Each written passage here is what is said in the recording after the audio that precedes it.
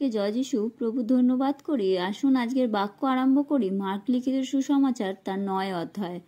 পাঠের আরম্ভ এইরূপ, আর তিনি তাহাদিগকে কহিলেন, আমি তোমাদিগকে সত্য কহিতেছি, যাহারা এখানে দাঁড়াইয়া রহিয়াছে তাহাদের মধ্যে কয়েকজন আছে যাহারা কোনো মতে মৃত্যুর আস্বাদ পাইবে না, যে পর্যন্ত ঈশ্বরের রাজ্য পরাক্রমের সহিত আসিতে না দেখে। যিশুর রূপান্তর। 6 দিন পরে যিশু কেবল পিতর, যাকব ও যোহনকে সঙ্গে করিয়া বিরলে এক উচ্চ পর্বতে লইয়া গেলেন। আর তিনি তাহাদের সাক্ষাতে রূপান্তরিত হইলেন, আর তাহার বস্ত্র উজ্জ্বল এবং অতিশয় শুভবর্ণ হইল। পৃথিবীস্থ কোন রজক সেই রূপ শুভবর্ণ করিতে পারে না।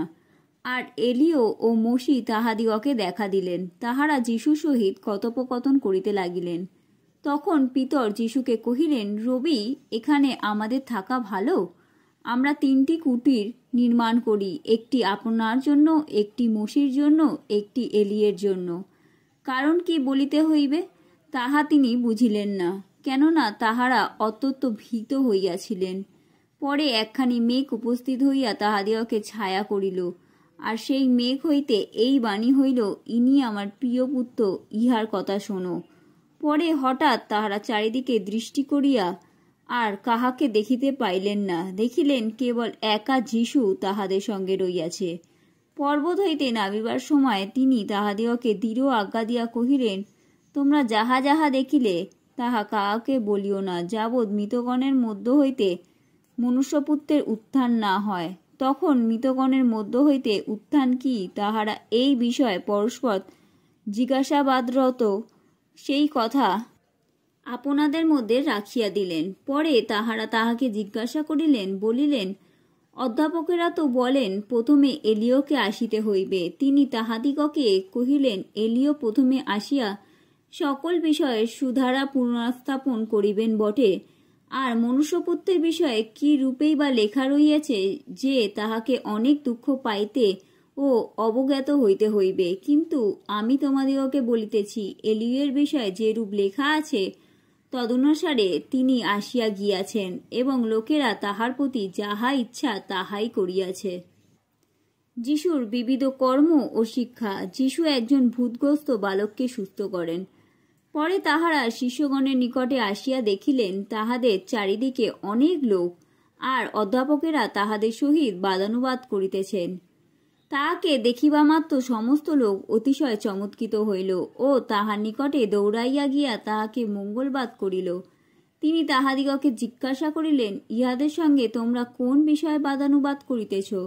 তাহাতে লোকেদের মধ্যে একজন উত্তর করিল, হে গুরু, আমার পুত্রটিকে আপনার কাছে আনিয়াছিলাম। তাহাকে বোবা আত্মায় পাইয়াছে, আর সেটি তাহাকে যেখানে ধরে সেইখানেই আছাড় মারে, আর তাহার মুখে ফেনা ওঠে, এবং সে দাঁত কিরমির করে আর কাঠ হইয়া যায়। আমি আপনার শিষ্যদিগকে তাহা ছাড়াইতে বলিলাম, কিন্তু তাহারা পারিলেন না। তিনি উত্তর করিয়া তাহাদিগকে কহিলেন, হে অবিশ্বাসী বংশ, আমি কতকাল তোমাদের নিকটে থাকিব? কতকাল তোমাদের প্রতি সহিষ্ণুতা করিব? উহাকে আমার নিকটে আনো। তাহারা তাহাকে তাহার নিকটে আনিল। তাহাকে দেখিবা মাত্র সেই আত্মা তাহাকে অতিশয় মুজরাইয়া ধরিল, আর সে ভূমিতে পড়িয়া ফেনা ভাঙাইয়া গড়াগড়ি দিতে লাগিল। তখন তিনি তাহার পিতাকে জিজ্ঞাসা করিলেন, ইহার কতদিন এমন হইয়াছে? সে কহিল, ছেলেবেলা থেকে। আর সেই আত্মা ইহাকে বিনাশ করিবার নিমিত্ত অনেকবার আগুনে ও অনেকবার জলে ফেলিয়া দিয়াছে। কিন্তু আপনি যদি কিছু করিতে পারেন, তবে আমাদের প্রতি দয়া করিয়া উপকার করুন। যিশু তাহাকে কহিলেন, যদি পারেন, যে বিশ্বাস করে তাহার পক্ষে সকলই সাধ্য। অমনি সেই বালকের পিতা চেঁচাইয়া অশ্রু পাতপূর্বক বলিয়া উঠিল, বিশ্বাস করিতেছি, আমার অবিশ্বাসের প্রতিকার করুন।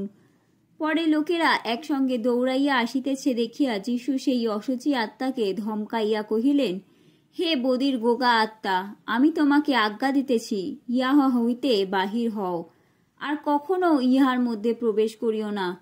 তখন সে চেঁচাইয়া তাহাকে অতিশয় মুচড়াইয়া দিয়া বাহির হইয়া গেল। তাহাতে বালকটি মরার মতন হইয়া পড়িল, এমনকি অধিকাংশ লোক বলিল সে মরিয়া গিয়াছে। কিন্তু যিশু তাহার হাত ধরিয়া তাহাকে তুলিলে সে উঠিল। পরে তিনি গৃহে আসিলে তাহার শিষ্যেরা বিজনে তাহাকে জিজ্ঞাসা করিলেন, আমরা কেন সেটা ছাড়াইতে পারিলাম না? তিনি কহিলেন, প্রার্থনা ভিন্ন আর কিছুতেই এই জাতি বাহির হয় না। যিশু দ্বিতীয়বার আপন মৃত্যুর বিষয় বলেন। সে স্থান হইতে প্রস্থান করিয়া তাহারা গালিলের মধ্য দিয়া গমন করিলেন, আর তাহার ইচ্ছা ছিল না যে কেউ তাহা জানিতে পায়, কেননা তিনি আপন শিষ্যদিগকে উপদেশ দিয়া বলিতেন, মনুষ্যপুত্র মনুষ্যদের হস্তেই সমর্পিত হইবেন, তাহারা তাহাকে বধ করিবে, হত হইলে পর তিনি 3 দিন পরে উঠিবেন। কিন্তু তাহারা সেই কথা বুঝিলেন না এবং তাহাকে জিজ্ঞাসা করিতেও ভয় করিলেন, প্রকৃতভাবে শ্রেষ্ঠ কে এবং ধর্মপথে বিঘ্নদানের ফল কি, এ বিষয়ে শিক্ষা। পরে তাহারা কফুরনাহুমে আসিলেন, আর গৃহমধ্যে উপস্থিত হইলে তিনি তাহাদিগকে জিজ্ঞাসা করিলেন, পথে তোমরা কোন বিষয়ে তর্ক বিতর্ক করিতেছিলে? তাহারা চুপ করিয়া রহিলেন, কারণ কে শ্রেষ্ঠ পথে পরস্পর এই বিষয়ে বাদানুবাদ করিয়াছিলেন। তখন তিনি বসিয়া সেই 12 জনকে ডাকিয়া কহিলেন, কেহ যদি প্রথম হইতে ইচ্ছা করে, তবে সে সকলের শেষে থাকিবে ও সকলের পরিচারক হইবে। পরে তিনি একটি শিশুকে লইয়া তাহাদের মধ্যে দাঁড় করাইয়া দিলেন এবং তাহাকে কোলে করিয়া তাহাদিগকে কহিলেন, যে কেউ আমার নামে ইহার মতো কোনো শিশুকে গ্রহণ করে, সে আমাকেই গ্রহণ করে, আর যে কেউ আমাকে গ্রহণ করে, সে আমাকে নয়, কিন্তু যিনি আমাকে প্রেরণ করিয়াছেন তাহাকেই গ্রহণ করে। যোহন তাহাকে কহিলেন, হে গুরু, আমরা এক ব্যক্তিকে আপনার নামে ভূত ছাড়াইতে দেখিয়াছিলাম, আর তাহাকে বারণ করিতেছিলাম, কারণ সে আমাদের পশ্চাৎগমন করে না। কিন্তু যীশু কহিলেন, তাহাকে বারণ করিও না, কারণ এমন কেহ নাই যে আমার নামে পরাক্রম কার্য করিয়া সহজে আমার নিন্দা করিতে পারে, কারণ যে কেউ আমাদের বিপক্ষ নয়, সে আমাদের সপক্ষ। বাস্তবিক যে কেউ তোমাদিগকে খ্রিস্টের লোক বলিয়া 1 বাটি জল পান করিতে দেয়, আমি তোমাদিগকে সত্য কহিতেছি, সে কোনো মতে আপন পুরস্কারে বঞ্চিত হইবে না। আর এই যে ক্ষুদ্রগণ আমাতে বিশ্বাস করে, যে কেউ তাহাদের একজনের বিঘ্ন জন্মায়, বরং তাহার গলায় বৃহৎ জাঁতা বাঁধাইয়া তাহাকে সমুদ্রে ফেলিয়া দিলেও তাহার পক্ষে ভালো। আর তোমার হস্ত যদি তোমার বিঘ্ন জন্মায়, তবে তাহা কাটিয়া ফেলো। 2 হস্ত লইয়া নরকে সেই অনির্বাণ অগ্নিতে যাওয়া অপেক্ষা বরং নুলা হইয়া জীবনে প্রবেশ করা তোমার ভালো। আর তোমার চরণ যদি তোমার বিঘ্ন জন্মায়, তবে তাহা কাটিয়া ফেলো। 2 চরণ লইয়া নরকে নিক্ষিপ্ত হওয়া অপেক্ষা বরং খোড়া হইয়া জীবনে প্রবেশ করা তোমার ভালো। আর তোমার চক্ষু যদি তোমার বিঘ্ন জন্মায়, তবে তাহা উৎপাটন করিয়া ফেলো। 2 চক্ষু লইয়া নরকে নিক্ষিপ্ত হওয়া অপেক্ষা বরং 1 চক্ষু হইয়া ঈশ্বরের রাজ্যে প্রবেশ করা তোমার ভালো। নরকে তো লোকেদের কীট মরে না এবং অগ্নি নির্বাণও হয় না। বস্তুত প্রত্যেক ব্যক্তিকে অগ্নিরূপ লবণে লবণাক্ত করা যাইবে এবং প্রত্যেক বলিকে লবণে লবণাক্ত করা যাইবে। লবণ ভালো, কিন্তু লবণ যদি লবণত্ব হারায়, তবে তোমরা কিসে তাহা আশ্বাদযুক্ত করিবে? তোমরা আপন আপন অন্তরে লবণ রাখো এবং পরস্পর শান্তিতে থাকো। আমেন।